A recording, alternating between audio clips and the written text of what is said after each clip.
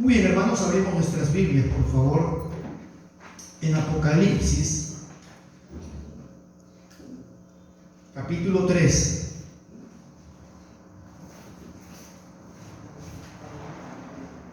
Apocalipsis, capítulo 3, versículo 7 en adelante.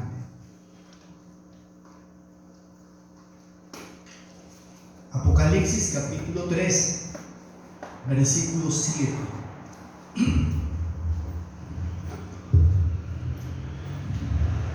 Vamos a leer juntos lo que la palabra de Dios dice.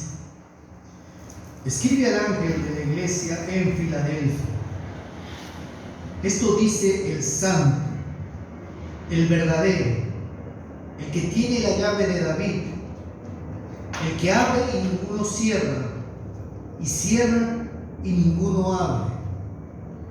Yo conozco tus obras.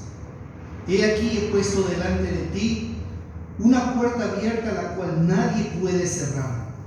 Porque aunque tienes poca fuerza, has guardado mi palabra y no has negado mi nombre.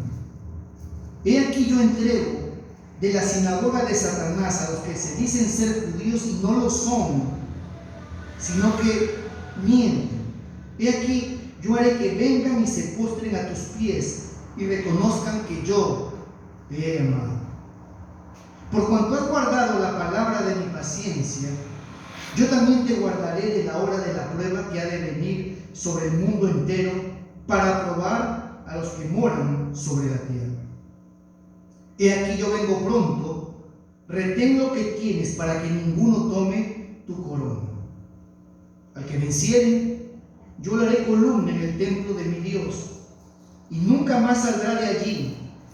Y escribiré sobre él el nombre de mi Dios y el nombre de la ciudad de mi Dios, la nueva Jerusalén, la cual desciende del cielo de mi Dios, y mi nombre nuevo. El que tiene oídos para oír, que oiga lo que el Espíritu dice a las iglesias. Continuamos con nuestro recorrido en el mensaje a las 7 iglesias del Apocalipsis, y llegamos a la iglesia, el mensaje a la iglesia de Filadelfia. Esta es la 6ª iglesia de las 7. Ya hemos transitado algún tiempo y vamos aprendiendo, creo, juntos lo que el Señor tiene que decirnos. Cada una de estas iglesias que hemos visto a lo largo de estos meses tiene alguna característica que puede describir a nuestra congregación, tanto lo positivo como lo negativo. Llegamos a la iglesia de Filadelfia, una iglesia muy particular, porque de las 7 iglesias, esta iglesia y la de Esmirna son las que no tienen, repito, no tienen ninguna palabra de reprobación, no hay ninguna palabra de censura, no hay ninguna amonestación de parte del Señor a esta iglesia de Filadelfia. Esta es la iglesia más joven de las 7 y la más pequeña también de las 7. Filadelfia, una ciudad donde floreció una pequeña congregación a la que el Señor alaba y alienta. Sin lugar a dudas, nosotros tenemos que poner atención, porque esta es una iglesia ejemplar. Si hay una iglesia a la que tendríamos que imitar y ver y observar, es la iglesia de Filadelfia. Usted ve allí y no va a encontrar palabras del Señor que censuren algo que está mal. El Señor alaba la conducta de esta iglesia, alaba las obras de esta iglesia, alaba la fe de esta iglesia. Y qué importante es que prestemos atención a lo que el Señor tiene que decirnos en esta hora. Leo nuevamente el versículo 7. Escribe al ángel de la iglesia en Filadelfia: esto dice el santo, el verdadero, el que tiene la llave de David, el que abre y ninguno cierra, y cierra y ninguno abre. Solamente vamos a meditar en este solo versículo. Y en realidad es tanto lo que podríamos decir, y yo siempre, cuando estoy estudiando, veo que el texto a uno lo avasalla, porque las verdades que se encuentran contenidas son demasiadas. Es la palabra de Dios, es la palabra. Pero comencemos para ver cómo era la ciudad de Filadelfia, cuál es el contexto histórico de esta ciudad donde floreció esta congregación. Repito, era la iglesia más joven. La ciudad de Filadelfia se fundó en el año 195 después de Cristo, antes de Cristo, por un hombre que demostró bastante amor y afecto por su hermano. Atalo II se cambió el nombre y se puso Atalo II Filadelfo porque amaba a su hermano Eumenes, y en honor a su hermano se añadió al nombre que él tenía Filadelfo, que quería decir el que ama a su hermano. Y tal era la devoción de este hombre por su hermano, que quedó demostrado cuando los romanos le sugirieron que derrocara a su hermano para que él pudiera ser rey en su lugar. Él desistió una y otra vez. Los romanos una y otra vez le dijeron: queremos que tu hermano no reine, sino tú. Vamos a darte el apoyo y la ayuda para poder derrocarlo y ponerte a ti en su lugar. Y él una y otra vez desistió. Y este Atalo II, en honor a su hermano, fundó la ciudad de Filadelfia. Y Filadelfia significa amor fraterno. Esta ciudad fue muy particular porque el propósito por el cual se fundó la ciudad no solamente fue para honrar al hermano de este rey Atalo II, sino que también el propósito que tenía esta ciudad, era el poder ser una promotora de la cultura griega en la región de Frigia y de Libia. Ellos querían que la lengua, las artes, la educación pudiera esparcirse en las regiones circunvecinas. Y vaya que esta ciudad tuvo éxito, porque en el primer siglo casi el idioma griego había reemplazado el idioma de la ciudad de Libia. Esta ciudad era pequeña, no era muy grande. Había sido edificada sobre una llanura a la cual le llamaban la llanura quemada, porque había restos de cenizas y de la lava de los volcanes que alguna vez existieron. Ahora, esta condición había hecho que las tierras de esta ciudad tuvieran una particularidad. Producían y eran tierras muy fértiles. Y algo que se desarrolló en la ciudad de Filadelfia fue la industria vitivinícola. Eran los productores de los mejores vinos de la época. No en vano, su deidad principal era Baco, Dionisio, el dios del vino. Esta era una ciudad que prosperó comercialmente, haciendo de esta industria parte importante de su actividad económica y comercial. En el año 17 después de Cristo, hubo un terremoto que casi destruyó la ciudad de Filadelfia. Dice que este terremoto marcó tanto a la gente que vivía allí que ellos ya no volvieron a ser los mismos. Los temblores se sucedían constantemente, de tal manera que ellos vivían atemorizados de que un sismo de gran magnitud como el que ellos habían tenido volviera a destruir la ciudad. Muchos salieron de la ciudad para vivir en el campo, pues temían de que viniera un terremoto como el anterior y pudiera acabar con sus vidas. El historiador Estrabón ha graficado cuál era el tenor y el carácter de las personas que vivían en ese tiempo. Dice así Estrabón: el temor era constante. Vivían apuntalando las casas, pues aparecían constantemente grietas en los muros. Se tenía por locos a los que se habían quedado dentro de la ciudad. Muchos fueron a vivir en cabañas fuera de la ciudad por el temor a un sismo de gran magnitud que pudiera venir nuevamente sobre la ciudad. Esta era, de alguna manera, esta ciudad donde creció esta iglesia del Señor. Cuando la ciudad fue destruida, el César reconstruyó la ciudad y la exoneró de impuestos.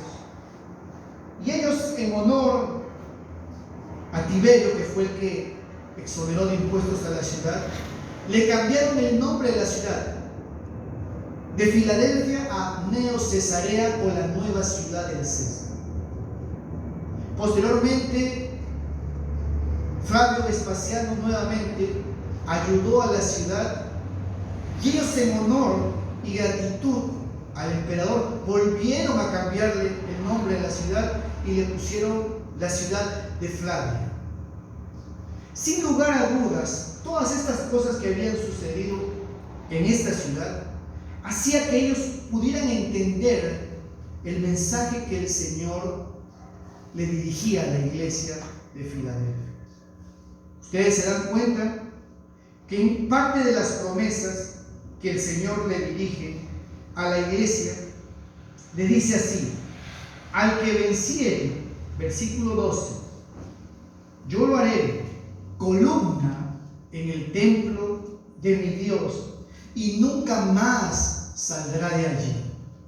Y claro, ellos estaban viviendo atemorizados, teniendo que salir constantemente, y ahora el Señor le dice: yo lo voy a hacer columna al que venza, y nunca más tendrá que salir huyendo, nunca más tendrá que tener el temor y la zozobra de que venga algo, sino que estará para siempre allí. Y dice más: y escribiré sobre él el nombre de mi Dios y el nombre de la ciudad de mi Dios, la nueva Jerusalén. Si había alguien, o algunos, que sabían lo que era cambiarse de nombre, eran los de la ciudad de Filadelfia, que se habían cambiado 2 veces de nombre en la ciudad. Lógicamente, la ciudad recobró su nombre original, porque estos nombres no duraron mucho tiempo. Pero esta es, de manera sintetizada, la ciudad de Filadelfia, donde floreció y se desarrolló una pequeña congregación, la congregación de Filadelfia. Repito, esta es la iglesia más joven, es la iglesia más pequeña, pero es la iglesia más grande. Es la iglesia que tiene poca fuerza, pero tiene gran devoción por el Señor. Es la iglesia que a los ojos del mundo no hay mucho que ver, pero ante los ojos de Dios es una iglesia aprobada por el Señor. Repito, si hay alguien de quien tuviéramos que aprender para imitar su fe, su devoción y su vida, es esta congregación de Filadelfia. Vamos a empezar con este versículo 7, y repito, solamente vamos a meditar en este solo versículo 7, el mensaje que el Señor tiene que decirle a la iglesia de Filadelfia. Comienza así el mensaje: escribe al ángel de la iglesia de Filadelfia. Como sabemos, el mensaje va dirigido al ministro, al pastor, al anciano, que estaba encargado de esta congregación, para que él tuviera que llevar el mensaje con fidelidad a la iglesia del Señor. Y miren lo que dice la Escritura. Esto dice el santo, el verdadero, el que tiene la llave de David, el que abre y ninguno cierra, y cierra y ninguno abre. El Señor Jesucristo se revela aquí a la iglesia de Filadelfia con tres aspectos, tres características de su persona, tres cosas que creo que debemos recordar nosotros. Es algo que sabemos, pero que creo que debemos una y otra vez recordarnos, porque somos propensos a olvidar lo que el Señor es y cómo Él se revela en las Sagradas Escrituras. Hay tres cosas que quiero que compartamos en esta tarde acerca de la persona del Señor Jesucristo. En primer lugar, esto dice el Santo. Literalmente, en la traducción literal dice, el Santo está diciendo estas cosas. Y lo primero que observamos aquí es que Él se revela a su iglesia como el Santo. Él es el Santo. Es un título que, si ustedes se dan cuenta, es aplicado a Dios. Si hay un título, si hay una característica de la naturaleza y de la persona de Dios, es que Él es santo. La Escritura subraya este atributo de Dios por excelencia. No en vano Isaías capítulo 6 versículo 3 dice: Santo, santo, santo es el Señor de los ejércitos, toda la tierra está llena de su gloria. Él es no solamente santo, sino 3 veces santo. Y aquí el Señor Jesucristo se revela como el Santo. Y usted se da cuenta que santo está con S mayúscula para poder resaltar este atributo de la naturaleza del Señor. Repito, Dios en el Antiguo Testamento se ha revelado como el Santo de Israel. Vamos a ver algunos textos para poder recordar cómo Dios se reveló a su pueblo en la antigüedad y cómo se revela también a nosotros el día de hoy. Vamos a Isaías, por favor. Isaías capítulo 40. Vamos al Antiguo Testamento.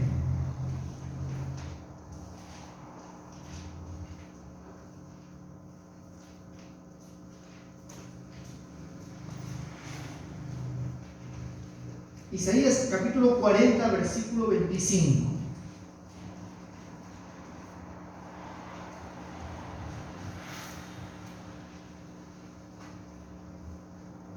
¿Lo encontró? Dice el Señor preguntando: ¿a qué pues me compararéis o me asemejarán? Dice el Santo de Israel. Dios es incomparable, no puede ser semejante a nada ni nadie de lo que encontramos en este mundo. Y Dios hizo que en la mente de los judíos pudiera quedar bien grabado que Él es el Santo por excelencia. Capítulo 43, versículo 3. Dice así: porque yo, el Señor, Dios tuyo, el Santo de Israel, soy tu Salvador. Soy tu Salvador, el Santo de Israel. Versículo 15: yo, el Señor, Santo, vuestro Creador de Israel, vuestro Rey. Una y otra vez se resalta la santidad de Dios. Capítulo 45, versículo 11: así dice el Señor, el Santo de Israel y su formador. Dios en el Antiguo Testamento una y otra vez dejó claro la naturaleza de Él. Él es santo. ¿Y qué significa que Él es santo? Significa que Él está apartado de todo lo malo, que Él está apartado de todo pecado, que el mal no puede estar en su presencia, que Él es puro de ojos. ¿Se acuerdan ustedes allí en el Salmo capítulo 5, versículo 6, que dice? ¿Se acuerdan ustedes? El malo no habitará junto a ti. El malo no habitará junto a ti. Porque tú no eres un Dios que se complace en la maldad. El malo no habitará junto a ti. El profeta Habacuc dijo: Señor, muy limpio de ojos eres para ver la maldad. Dice la Escritura que Él se humilla al ver los cielos y la tierra. Él es santo, 3 veces santo. Y aquí en Apocalipsis, ahora, Jesucristo dice: así dice el santo, el verdadero. ¿Qué cosa significa que Jesucristo es el santo? Simplemente la Escritura está afirmando que el Señor Jesucristo es de la misma naturaleza que Dios, de la misma esencia, que Él comparte los mismos atributos que Dios, que Él y el Padre son uno, que Jesucristo es la imagen del Dios invisible. Dios es santo, Jesucristo es santo. Nada que esté purificado puede estar en su presencia. Se le enseñó a la nación en el Antiguo Testamento, y usted puede encontrar los textos. Levítico capítulo 19, versículo 1 y 2. Hay una orden expresa de parte del Señor a la nación de Israel. Se le dijo: ustedes me serán santos porque yo soy santo. Qué importante es esto. Dios es santo y requiere de su pueblo la santidad. Nadie que no sea santo podrá estar en la presencia del Señor.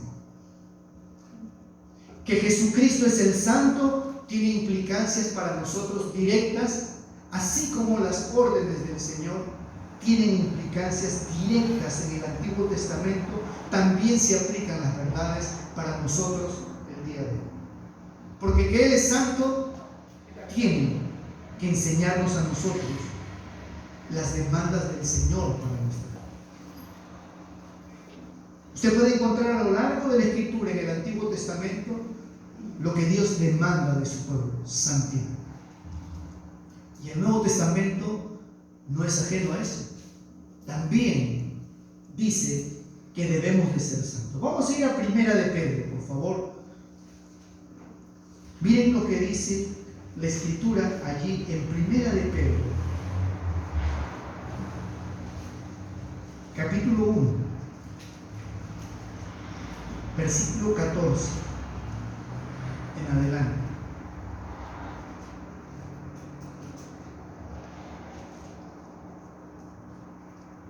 Dice allí la Escritura: como hijos obedientes, no os conforméis a los deseos que antes tenías estando en vuestra ignorancia, sino como aquel que os llamó es santo, sed también vosotros santos en toda vuestra manera de vivir. Porque escrito está: sed santos porque yo soy santo. Y si invocáis por Padre a aquel que sin acepción de personas juzga según la obra de cada uno, conducíos en temor todo el tiempo de vuestra peregrinación. Pedro está tomando el texto del Antiguo Testamento y lo está aplicando a la iglesia el día de hoy, y dice: las órdenes que el Señor dio en el Antiguo Testamento son aplicables para nosotros el día de hoy. Él ha dicho que Él es santo y que nosotros también debemos de ser santos. Cuando Jesucristo el Señor dice en Apocalipsis que Él es el santo, Lo que está diciendo a la iglesia es que Él espera que nosotros también seamos santos, apartados del pecado, apartados de la maldad, apartados de todo aquello que nos separa de Dios. Dios está lejos, separado totalmente del pecado y de toda maldad. Ahora, ¿qué significa esto que acabamos de leer? Porque en estos versículos encontramos cómo debe de ser la santidad práctica en nuestras vidas. No solamente debemos de quedarnos en saber que Dios es santo, que Jesucristo es el santo, sino que eso debemos de llevarlo a la vida práctica. Si no, solamente quedaría en un simple concepto. Vamos a ver, este texto nos dice varios aspectos de lo que significa la santidad. En primer lugar, el versículo 14 dice, como hijos obedientes, como hijos obedientes.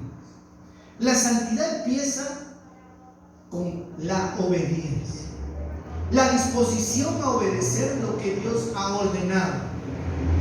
Los que somos padres sabemos que cuando nuestros hijos son obedientes, nosotros sentimos complacencia y satisfacción, ¿verdad? Pero cuando nuestros hijos son desobedientes, trae a nuestro corazón tristeza, pena y, claro, indignación. Y Pedro está apelando a esta verdad. Ustedes, como hijos obedientes, no os conforméis a los deseos que antes teníais estando en vuestra ignorancia. ¿Qué cosa está diciendo? Si hay algo que el creyente debe de hacer, es primero disponer su corazón para obedecer lo que la palabra de Dios dice. Pero mire lo que dice: no os conforméis. La palabra conformar significa dar forma, amoldar. Y está diciendo la Escritura que tú ni yo debemos de amoldarnos, no debemos dejar que nuestros pensamientos den forma a nuestra vida, sino todo lo contrario, debe de ser la palabra del Señor la que transforma nuestra vida. Los deseos que antes tenías estando en vuestra ignorancia. Los deseos. Claro, antes de conocer al Señor, seguíamos lo que nuestra mente nos dictaba, lo que los deseos de nuestro corazón nos impulsaban a hacer. Si hay un problema que tienen los hombres no regenerados, es que ellos no quieren hacer la voluntad de Dios. Ellos no preguntan, ¿lo que estoy haciendo ahora estará de acuerdo con la voluntad de Dios? ¿Esta decisión que voy a tomar, el Señor la aprobará? ¿Esto estará de acuerdo a lo que Dios quiere de mi vida? Dice la Escritura que antes nosotros seguíamos los deseos de nuestra vida. Y vaya que nosotros, sin Cristo, pensábamos que teníamos las mejores ideas. Y generalmente uno se da cuenta en el tiempo que muchas de las decisiones que hemos tomado en el pasado han marcado nuestra vida en el presente. Mire, si usted va hacia atrás, hay cosas que ya no se pueden arreglar porque son decisiones que se toman. ¿Cómo pesa a veces las malas decisiones que uno ha tomado en el pasado? Para que esto no ocurra, es necesario entender la voluntad de Dios. Y como hijos obedientes, dice la Escritura, no debemos de seguir estos deseos que antes estaban en nuestra vida.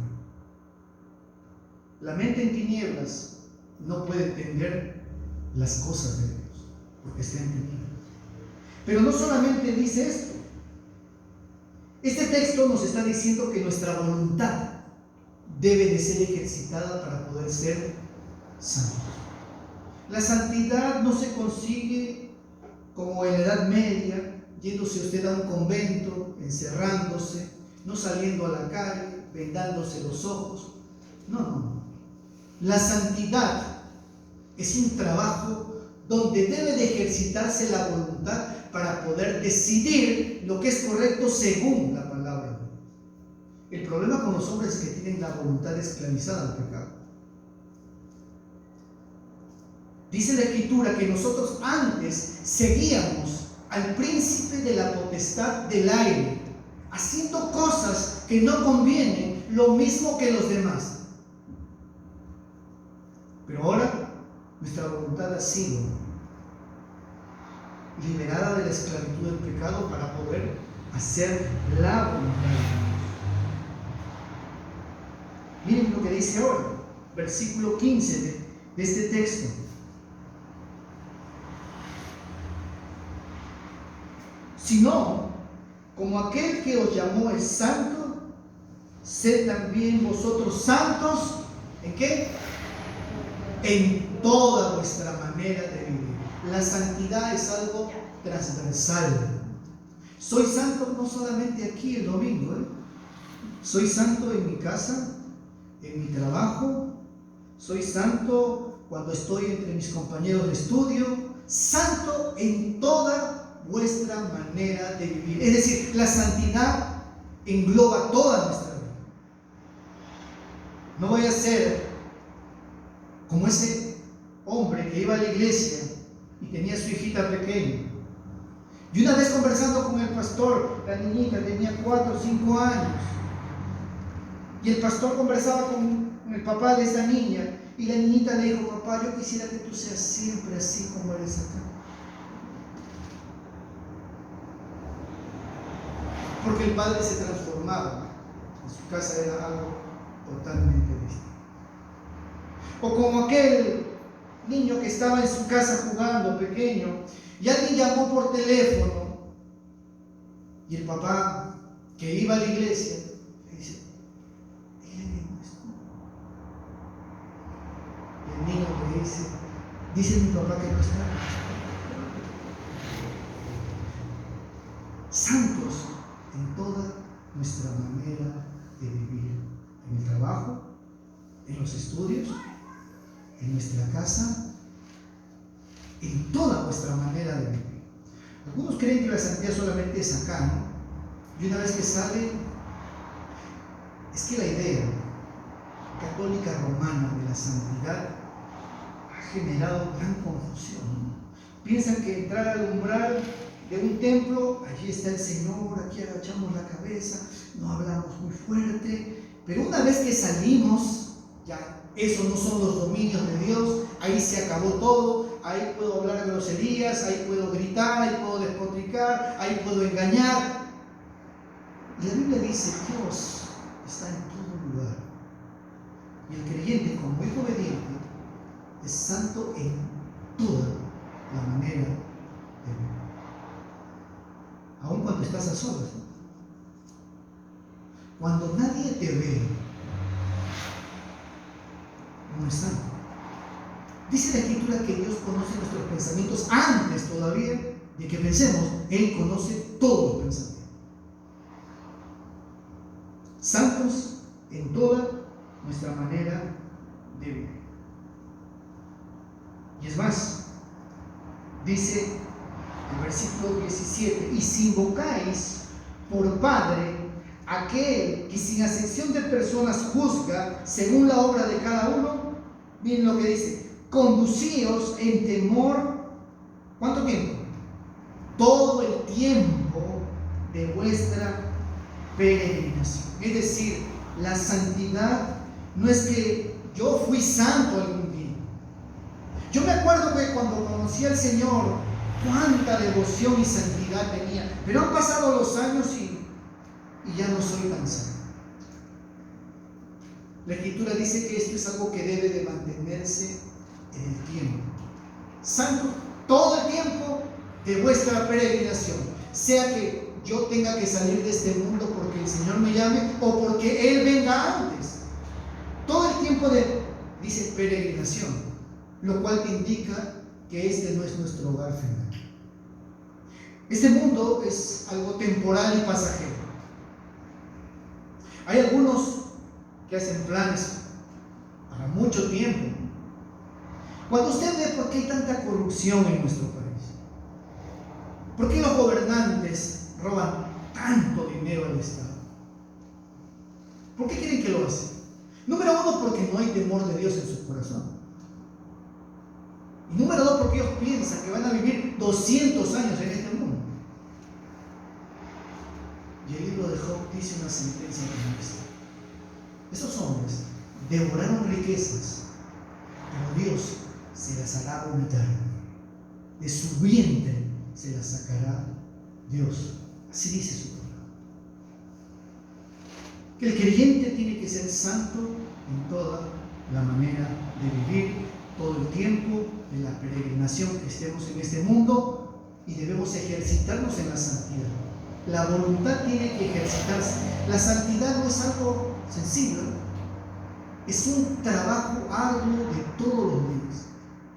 Desde que uno se levanta, uno no puede permitir que el pensamiento esté divagando. Porque si uno permite que el pensamiento divague, entonces tenemos un problema. Uno va a dormir y aún tiene que ser vigilante al momento de dormir y darle gracias al Señor. Señor, este día quiero agradarte, que los dichos de mi boca sean gratos delante de ti y mi meditación sea grata delante de tus ojos. Mis pensamientos, lo que digo, lo que anhelo, lo que deseo, todo debe de ser para la gloria de Dios. Sed santos en toda vuestra manera de vivir. Volvemos a Apocalipsis capítulo 3 versículo 7. Nuevamente las palabras del Señor Jesucristo retumban y dice: esto dice el santo. Él es el santo por excelencia. Esto dice el santo. Nosotros somos llamados a ser santos en toda nuestra manera de vivir. Pero añade más: esto dice el santo, el verdadero.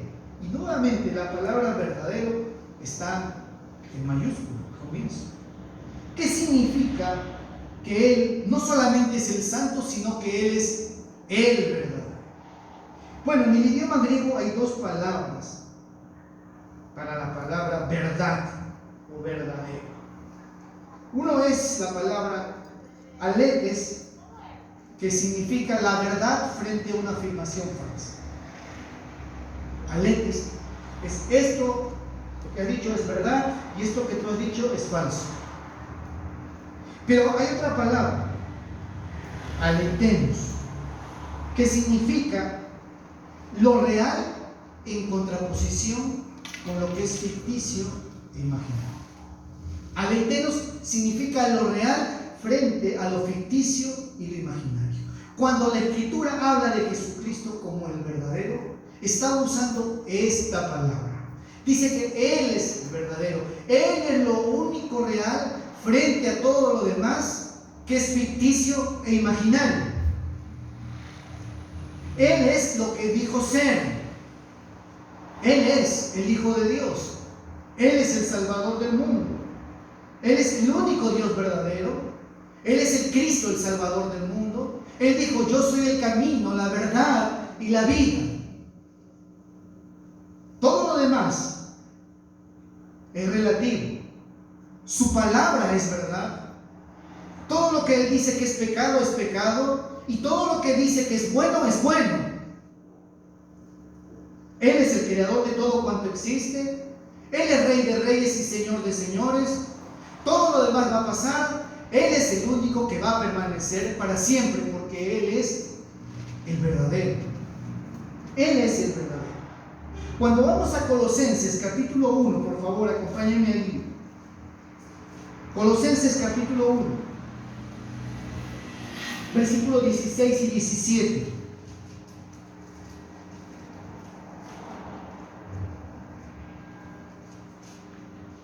Dice el texto bíblico: Porque en Él fueron creadas todas las cosas, las que hay en los cielos, las que hay en la tierra, visibles e invisibles, sean tronos, sean dominios, sean principados, sean potestades. Todo fue creado por medio de Él y para Él. Y Él es antes de todas las cosas, y todas las cosas en Él subsisten. Él sostiene la creación. Tú y yo estamos ahorita de pie, ustedes sentados, porque Él sostiene nuestra vida. Este mundo, si Él no sostuviera en sus manos y en su sabiduría, todo sería un caos. Las cosas funcionan en este mundo porque Él sostiene la creación. Todas las cosas fueron creadas por Él y todas las cosas son para Él. Tu vida también, mi vida también. Él es el verdadero. Él es el fiel y verdadero, dice Apocalipsis capítulo 19, que pelea y juzga con justicia. Él es el verdadero. No hay otro como Él. No hay otro como Él. Ustedes se acuerdan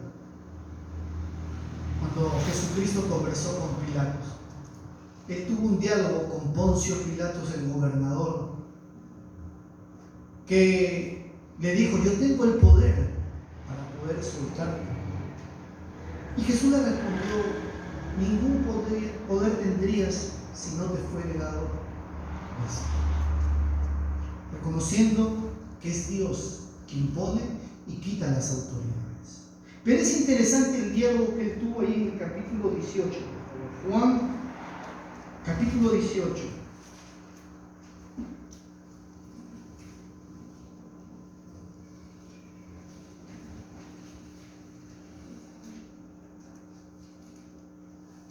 Juan capítulo 18, versículo 36. Miren lo que dice el Señor Jesucristo.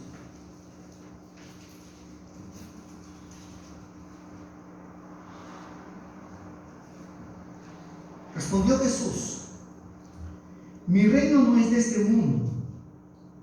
Si mi reino fuera de este mundo, mis servidores pelearían para que yo no fuese entregado a los judíos, pero mi reino no es de aquí. Le dijo entonces Pilato: luego, ¿eres tú rey? Respondió Jesús: tú dices que yo soy rey. Tú dices eso. Y Jesús le responde: pero yo he venido para esto específicamente. Yo, para esto he nacido y para esto he venido al mundo, para dar testimonio de la verdad. Todo aquel que es de la verdad, oye. Y ustedes saben que Pilato replica y dice: ¿qué es la verdad? Él tiene la verdad ante sus ojos y pregunta: ¿qué es la verdad? En un mundo donde hay tanta falsedad, donde hay tanto engaño, donde hay tanto fraude, Jesucristo es el verdadero. En un mundo donde abundan las falsas doctrinas, donde los falsos profetas abundan como la mala hierba, Jesucristo dice: yo soy el camino único, soy la verdad y soy la vida. Él es el único verdadero, en contraposición con todo lo falso. Pablo dijo: antes sea todo hombre mentiroso y Dios veraz. Y la Escritura siempre habla de los hombres como mentirosos.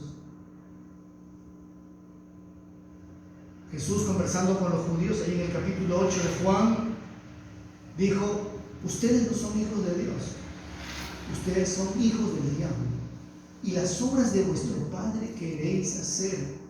Él siempre ha mentido desde el principio. Cuando habla algo, habla siempre mentira, porque es padre de mí. Y a mí, porque les digo la verdad, no me quieren oír. La verdad. Se cumple lo que dice Jesús aquí. Todo el que es de la verdad, oye. Hay un problema tremendo.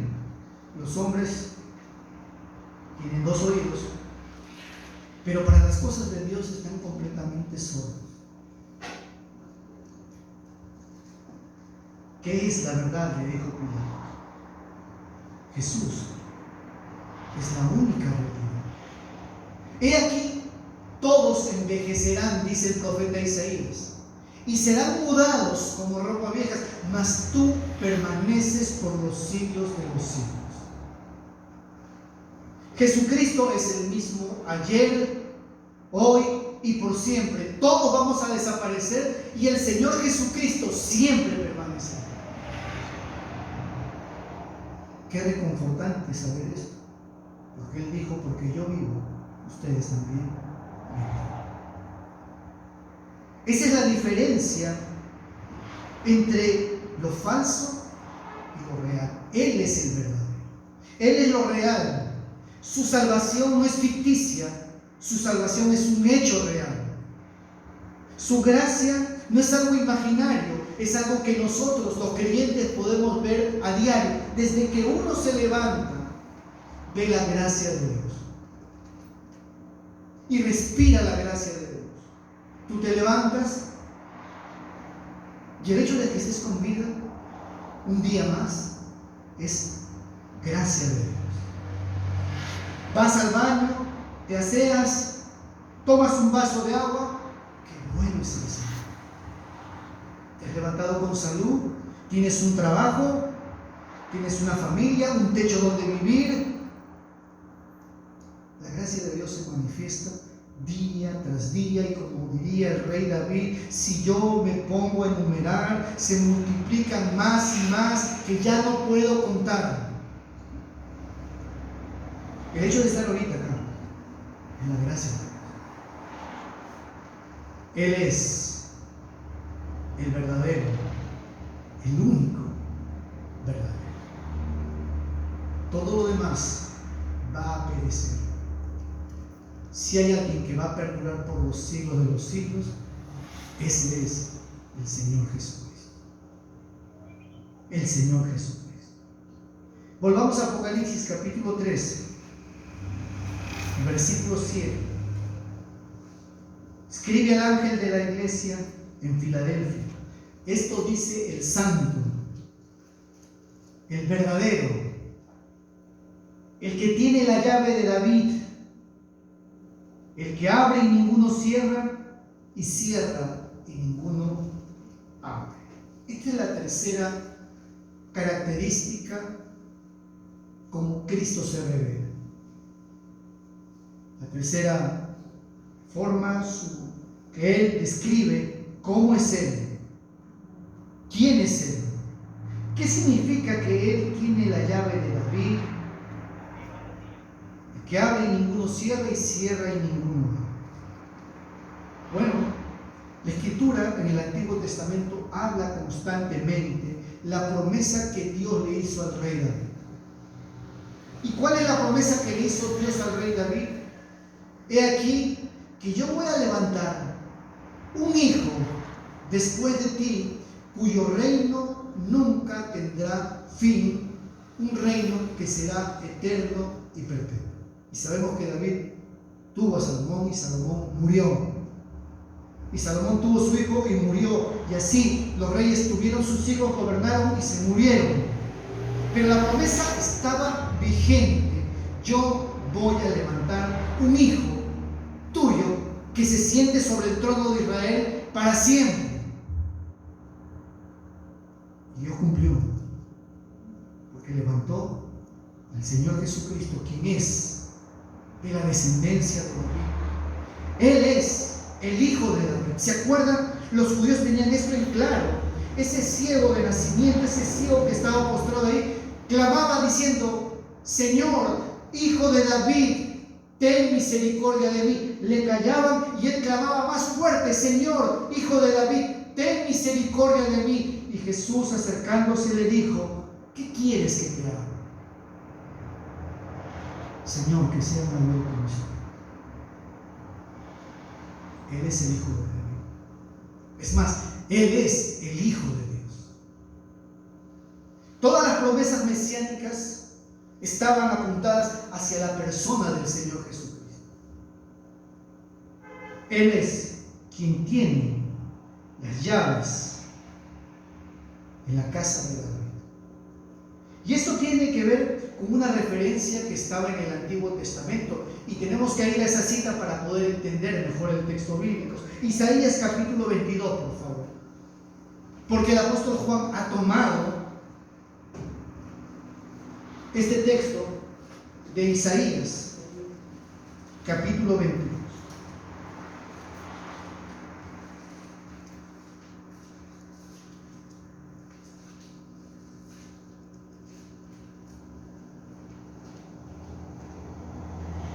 Versículo 20.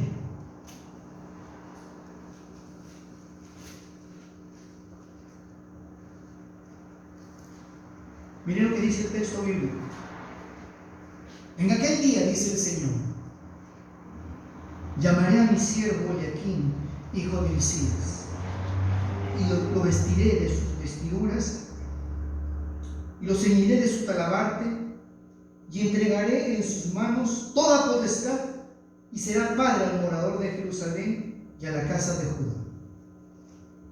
Y pondré la llave de la casa de David sobre sus hombros, y abrirá y nadie cerrará, y cerrará y nadie abrirá. El Señor está hablando al profeta Isaías y le está diciendo: yo he visto a este siervo, Eliaquim. Eliaquim fue primer ministro, mayordomo en el reinado del rey Ezequías.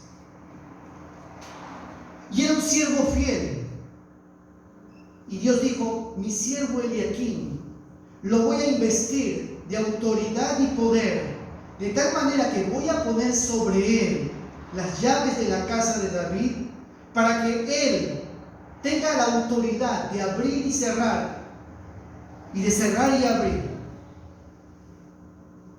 Eliaquim era primer ministro de Ezequías, y como primer ministro, teniendo las llaves de todo su reino, él decidía quién tenía entrada al rey y quién no podía tener audiencia con el rey. Tener las llaves significaba poder y autoridad. Y Eliaquim tenía las llaves justamente para poder abrir las puertas y llevarte a la presencia del rey Ezequías y que alguien pudiera comparecer ante él. Este texto se aplica justamente al Señor Jesucristo. ¿Y por qué se aplica al Señor Jesucristo? Porque Él es el Hijo de David. Él es el Hijo de David que se ha sentado en su trono y que va a reinar por los siglos de los siglos y que tiene las llaves de su reino. ¿Y saben qué significa eso? Que Él es quien decide quién entra a su reino y quién no entra. Él decide quién es salvo y quién no es salvo. Esto indica que Él es soberano y que Él determina a quién dispensa su gracia y a quién se la retiene. Él salva y Él condena. Los hombres no se salvan porque tengan buenas intenciones o porque ellos decidan ir por Cristo. Jesucristo dijo una y otra vez: no me eligieron ustedes a mí, sino que yo los he elegido a ustedes. La salvación es un acto soberano de Dios.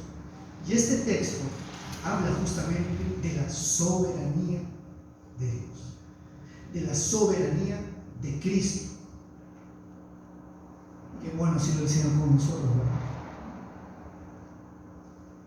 Él nos abrió las puertas para que pudiéramos llegar al Padre.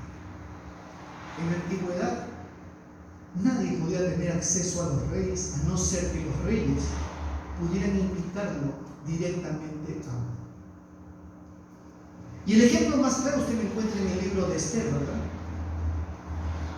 Esther es una mujer de Dios y hay un plan que se había tramado para poder destruir a los judíos. Y Mardoqueo le dice a Esther: tal vez para esta hora has llegado al reino. Anda y entra y habla con el rey a favor nuestro. Y Esther responde algo. Le dice: yo no puedo entrar a la presencia del rey, porque no es conforme a la ley de Media y de Persia. Si alguien irrumpe en la sala donde está el rey y su trono, solamente hay una sentencia: debe de morir. Y yo no he sido llamada por el rey durante todos estos días. Y le dice a Mardoqueo: anda y ayunen por mí durante 3 días. Y yo ayunaré con mis doncellas durante 3 días. Y luego entraré a la presencia del rey. Y si perezco, que perezca. Ella sabía que no podía entrar simplemente porque ella quería entrar a la presencia del rey, y eso que ella era la reina.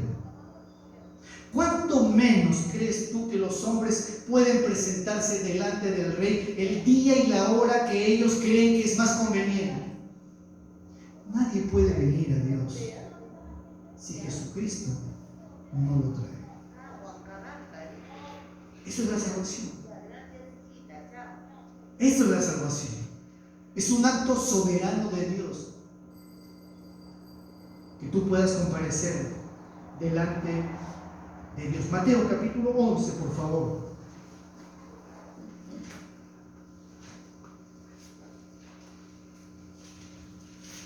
Evangelio según Mateo.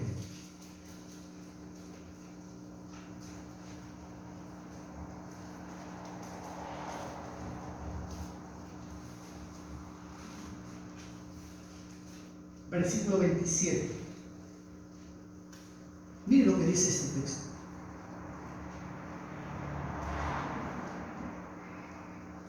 Todas las cosas, no algunas, todas las cosas me fueron entregadas por mi Padre. Y nadie conoce al Hijo sino el Padre.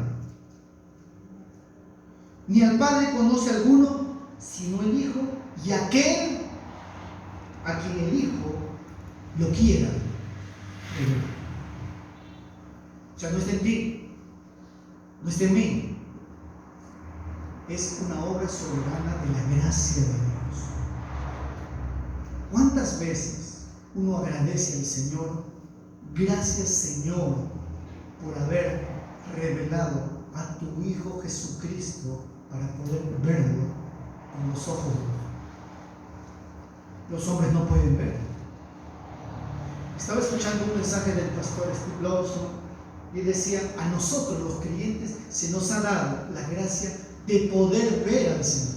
Lógico, no lo vemos con los ojos físicos, pero podemos ver a Dios en su creación. La vez pasada estaba orando temprano y escuchaba el cantar de un ave. Y dije: Señor, aún esto es una bendición. Uno siente el viento y dice: Señor, ¿cómo refresca el cuerpo en el verano? Todo el creyente puede ver.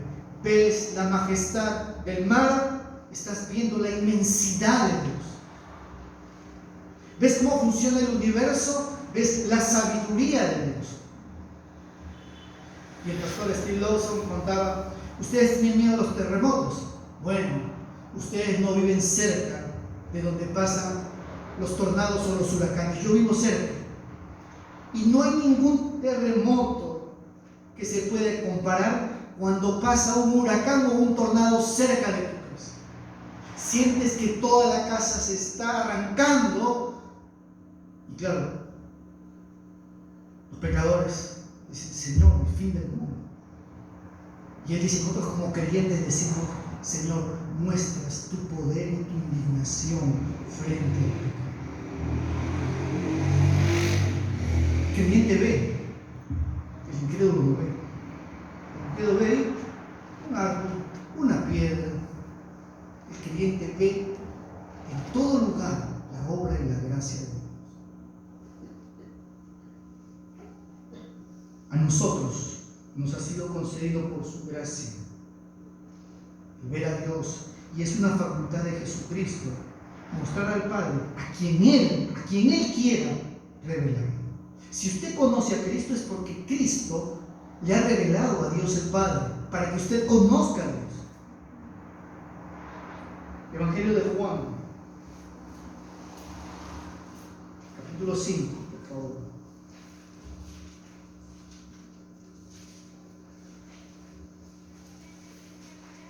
Versículo 22.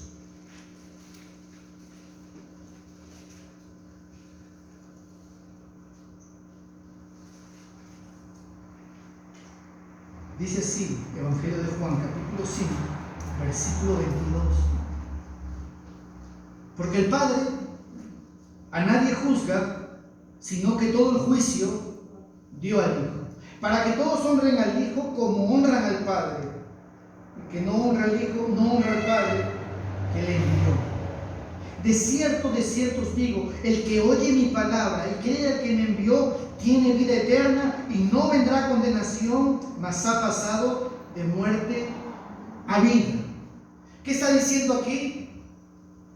Cristo puede salvar y Él puede condenar.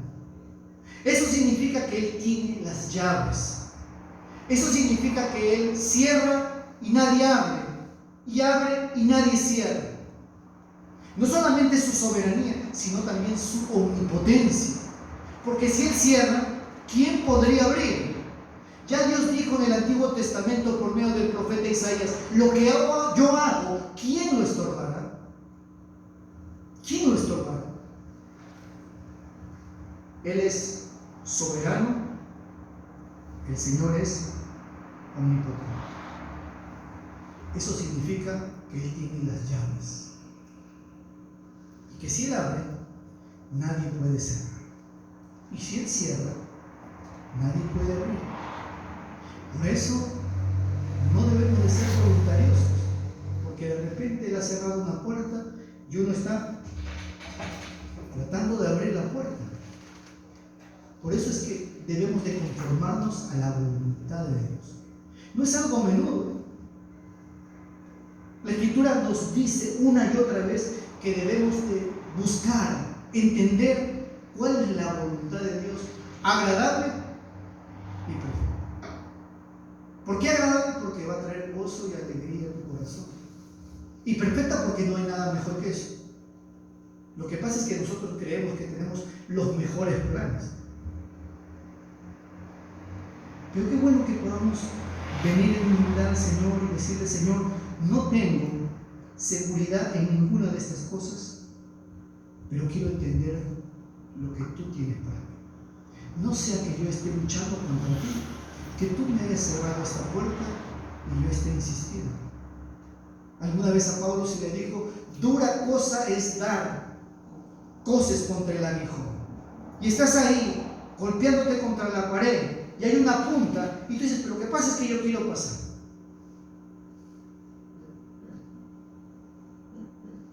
Dios es bueno. Dichosos los que confían en Él. La voluntad de Dios. Si invirtiéramos más tiempo buscando la voluntad de Dios, ¿cuántos males nos habríamos ahorrado? Si nos hubiéramos detenido un momento en el camino de la vida para decir: Señor, esto que voy a hacer, ¿está de acuerdo a tu voluntad? Claro, hay que invertir tiempo orando y estar dispuesto a obedecer lo que Dios quiere para nosotros. Dios desafió a la nación de Israel allí en Isaías cuando le dijo: preguntadme acerca de mis hijos y mis hijas, dice el Señor. Preguntadme acerca de las cosas por venir. Porque la gente no quiere consultar a Dios, pero sí quiere consultar a los adivinos, a los brujos, a los agoreros. Consultemos a Dios y busquemos a Dios. Cercano está el Señor a los que le invocan, de veras. ¿Buscas a Dios con todo el corazón? ¿Buscas hacer su voluntad? Él tiene las llaves, Él tiene el poder, Él tiene la autoridad. Él dijo: todo poder me ha sido dado en el cielo y en la tierra. Todo poder, no algún poder. Él es el soberano de los reyes de la tierra. Y si Él tiene todo el poder, debemos de confiar que Él tiene el control de todas las cosas. De todas las cosas. Nada sucede por casualidad. Para el creyente no hay mala suerte. Yo tenía un amigo que cada vez que nos despedíamos me decía: buena suerte, Daniel, ¿no? Que tengas buena suerte el día de hoy. Yo le digo: yo no necesito de la buena suerte, yo necesito de la gracia de Dios. ¿Qué es la suerte? La fortuna. No existen esas cosas. Existe una providencia sabia de Dios que ordena todas las cosas para que se cumpla lo que dice la Escritura. Sabemos que los que aman a Dios, todas las cosas les ayudan para bien. Esto es a lo que conforme a su propósito han sido llamados, para los creyentes. Dios, Cristo, el Señor, tiene las llaves sobre sus ojos. Él abre, nadie dice. Quiera Dios que si hay alguien que no conoce al Señor en esta hora, Él puede abrir. Pero si estás aquí, es porque Él está llamando y te está abriendo la puerta. Apresúrate antes que la cierre, porque una vez que la cierre, dice la Escritura, no se abrirá más. Termino con este pasaje en Job, capítulo 23, que estuve leyendo hace algunas semanas y quedó grabada en mí. Job, capítulo 23.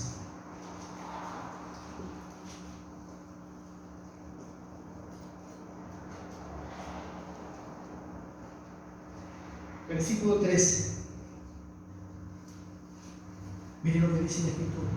Job, capítulo 23. Versículo 13. Hablando de la soberanía y de la omnipotencia del Señor. Pero si Él determina una cosa, ¿quién lo hará cambiar? Hablando de Dios. Job está hablando de Dios. Si Él determina una cosa, ¿quién lo hará cambiar? Su alma deseó e hizo, y la esperanza inmediatamente. Job dice: Él pues acabará lo que ha determinado de mí. Él pues acabará lo que ha determinado de mí. Esto me hace recordar a las palabras de Pablo en el Nuevo Testamento cuando dice: el que comenzó la buena obra la terminará hasta el día del Señor Jesucristo. Él tiene la llave, Él tiene la autoridad, Él tiene todo el poder. Él ha abierto las llaves, las puertas de la salvación el día de hoy. Mañana pueden estar cerradas. Su gracia es soberana, su gracia será derramada el día